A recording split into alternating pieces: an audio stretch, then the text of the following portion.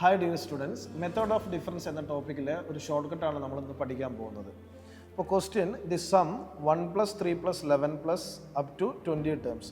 അപ്പോൾ തന്ന സീക്വൻസ് അതേപോലെ ഞാൻ എഴുതിയിട്ടുണ്ട്. ഇനി തൊട്ടടുത്ത ടേമിൻ്റെ ഡിഫറൻസ് നമുക്ക് എഴുതാം.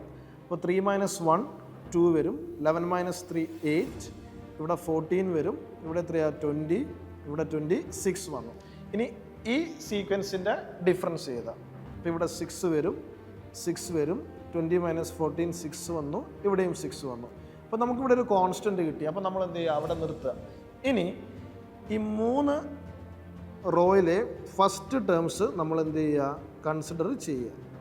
ഓക്കെ, എന്നിട്ട് നമുക്ക് an വളരെ ഡയറക്റ്റായി വളരെ സിമ്പിളായിട്ട് എഴുതാം. an = 1 + 2 into n - 1. a + n - 1 × d ചെയ്തില്ല, അതേപോലെ 1 + 2 × n - 1, പക്ഷെ ബൈ ഒരു 1 ഫാക്ടോറിയൽ കൊടുക്കണം. Plus 6 × n - 1 into n - 2 by ഇവിടെ 2 ഫാക്ടോറിയൽ കൊടുക്കുക. ഇതാണ് an.